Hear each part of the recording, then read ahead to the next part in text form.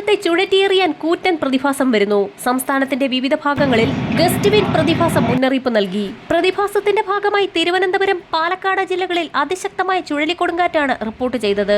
പെട്ടെന്നുണ്ടാകുന്ന ഇത്തരം ശക്തമായ ചുഴലിക്കൊടുങ്കാറ്റ് നേരത്തെ പ്രവചിക്കാൻ കഴിയാത്ത സാഹചര്യത്തിൽ പൊതുജനങ്ങൾ ജാഗ്രത പാലിക്കണമെന്ന് ദേശീയ ദുരന്ത നിവാരണ അതോറിറ്റി മുന്നറിയിപ്പ് നൽകി. മണിക്കൂറിൽ 40 മുതൽ 55 കിലോമീറ്റർ വരെ വേഗതയിൽ ശക്തമായ കാറ്റിന് സാധ്യതയുള്ളതിനാൽ വരും മണിക്കൂറുകൾ നിർണായകമെന്ന് മുന്നറിയിപ്പിൽ വ്യക്തമാക്കുന്നു. ഇതോടൊപ്പം തന്നെ ജനുവരിയിൽ ശീതകാല മഴ വരാൻ പോകുന്നു എന്നുള്ള മുന്നറിയിപ്പുകൾ കൂടി ഇപ്പോൾ പുറത്തു വന്നിരിക്കുകയാണ്. ഗസ്റ്റ് വിൻഡ് പ്രതിഭാസത്തിന്റെ ഭാഗമായി തിരുവനന്തപുരം, പാലക്കാട് ജില്ലകൾക്ക് പുറമെ പത്തനംതിട്ട, വയനാട്, കണ്ണൂർ ജില്ലകളുടെ വിവിധ മേഖലകളിലും ശക്തമായ കാറ്റിന് സാധ്യത.